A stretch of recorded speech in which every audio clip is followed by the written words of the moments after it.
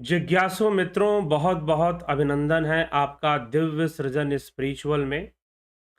और प्रत्येक दिवस की भांति आज भी हम चर्चा शुरू कर रहे हैं। थोड़ा विलंब हुआ कनेक्शन प्रॉब्लम कारण। गुरु से क्या प्रश्न करता है उसको भी हम देख लेते हैं। तो नाम बंदा कथमेश आगता कथम प्रतिष्ठास्य कथम विमोक्ष को असावनात्मा परमः का आत्मा तयोर विवेक की स्थिति कैसी है और इससे मोक्ष कैसे मिलेगा। अनात्म क्या है और आत्म क्या है, इसका विवेक करके मुझे इन विषयों पर मुझे समझाइए। आदिगुरु शंकराचार्य से ऐसा ही प्रश्न होता है। तो आदिगुरु शंकराचार्य उसमें सर्वप्रथम जो बात आते हैं वह स्व प्रयत्न की बात समझाते हैं कि देखो, जो मोक्ष का जो विषय है वह स्व प्रयत्न का विषय है। ठीक, स्व प्रयत्न का विषय है, इसलिए अपना प्रयत्न महत्वपूर्ण है। अपना प्रयत्न अवश्य करो। तो स्व प्रयत्न की चर्चा आदिगुरु शंकराचार्य यहां पर कर रहे हैं।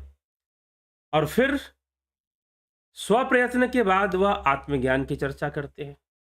आत्मज्ञान के बाद अपरोक्ष अनुभूति की चर्चा करते हैं। ये सारी चीजें आपस में जुड़ी हुई हैं।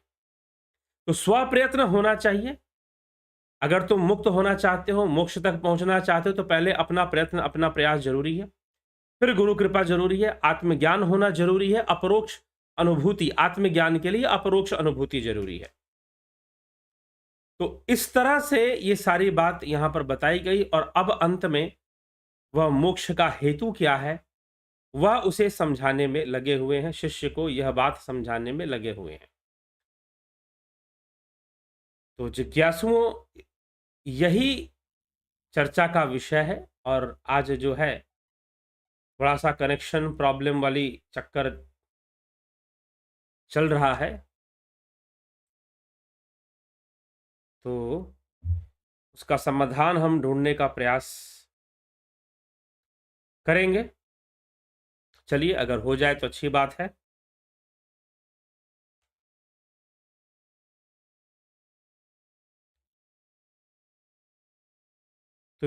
तो समझना यही है कि मोक्ष का हेतु क्यों है, किस लिए है। आप जुड़े रहें कनेक्शन प्रॉब्लम से, आप घबराएं नहीं। ठीक,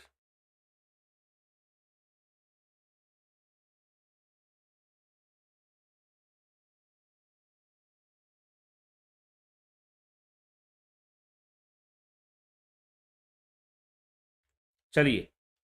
तो अब इसमें सुधार आने की संभावना है। देखिए, एक मैसेज कर दिया मैंने, तो सुधार आना चाहिए। तो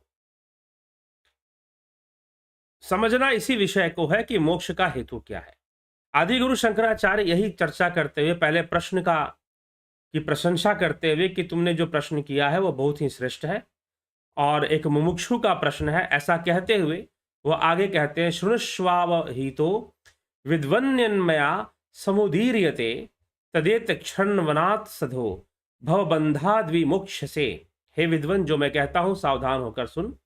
उसको सुनने से तो शीघ्र ही भवबंधन से छूट जाएगा।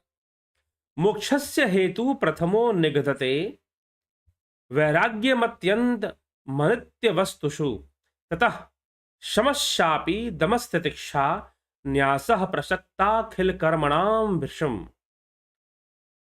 ततः श्रुतुस्तमननम सतत्व ध्यानम। अर्थात मोक्षस्य हेतु प्रथमो निगदते वैराग्य होना। जो वस्तुएं अनित्य है, यह संसार अनित्य है, संसार के भोग भी अनित्य है। तो इन वस्तुओं में वैराग्य का होना मोक्ष का प्रथम हेतु है।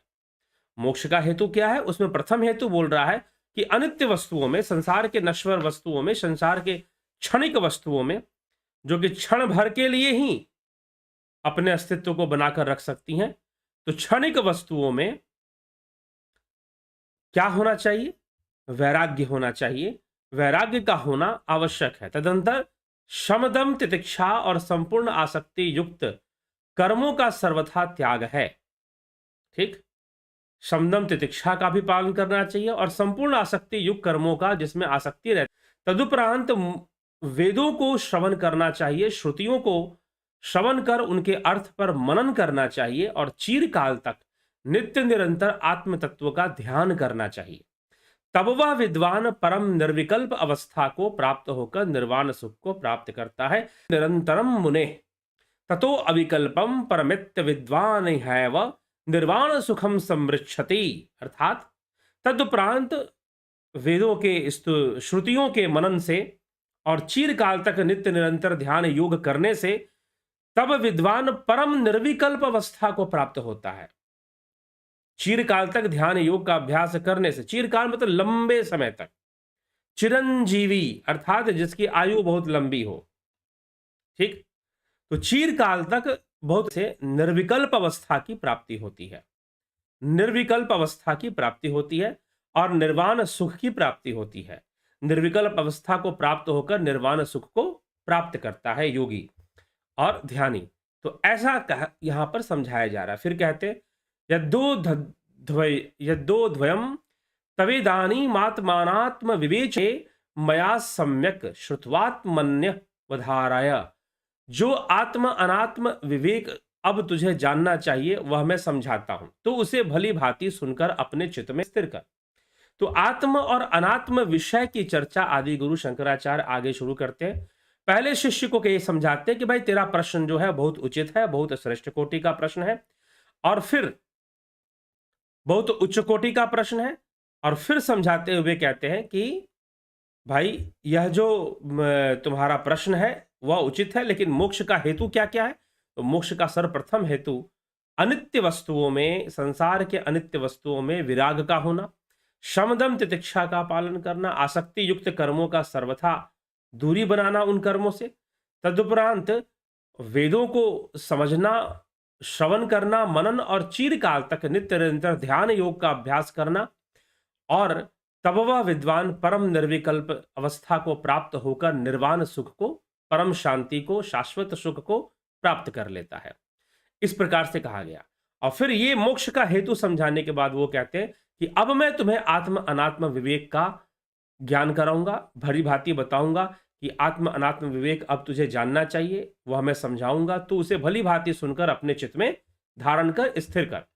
तो इस प्रकार से आदि गुरु शंकराचार्य यह तथ्य शिष्य को समझाकर आत्म अनात्म विषय की चर्चा पर चले जाते हैं। अब आत्म अनात्म विषय की चर्चा कैसे होती है, आत्म अनात्म विषय की चर्चा फिर कैसे होती है।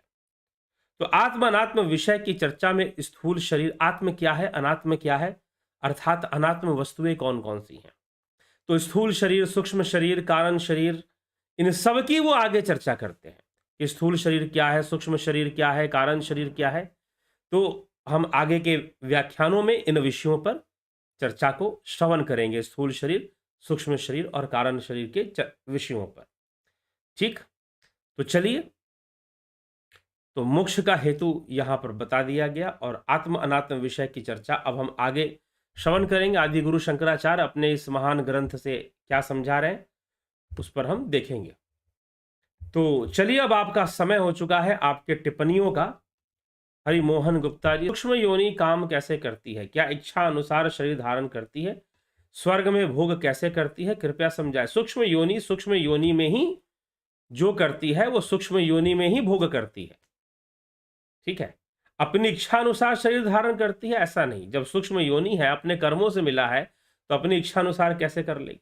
ठीक है, हाँ, कुछ देवी देवताओं के लिए जो अपने पुण्य कर्म से और अपने योग साधना से जो देव योनि को प्राप्त होते हैं, क्या योग साधना से देव योनि भी प्राप्त होती है? जी हाँ, होती है। भगवान कृष्ण ने 6ठे अध्याय में इसकी चर्चा की है कि जो योग भ्रष्ट हो गया और जो योग की पूर्णता को नहीं प्राप्त कर पाया, पहले वो देव योनि में भी जाता है, क्योंकि उसके द्वारा पुण्य तो होता ही है। निष्काम कर्म करता है वो, तो उसके द्वारा पुण्य तो होता ही है। तो सूक्ष्म योनि सूक्ष्म शरीर से ही कार्य करती है, कर्म करती है। ठीक है, और उसी में भोग करती है। राजू पाल जी, क्या सूक्ष्म योनियों में भी जन्म मरण होता है? बिल्कुल होगा जी। सूक्ष्म योनि छूटेगी, जब योनि है तो वो छूटेगी कभी ना कभी। ठीक है, देवताओं को भी फिर आना पड़ता है, सशरीर होना पड़ता है, स्थूल शरीर में आना पड़ता है। ऐसी कई बार इस चैनल पे तो कई बार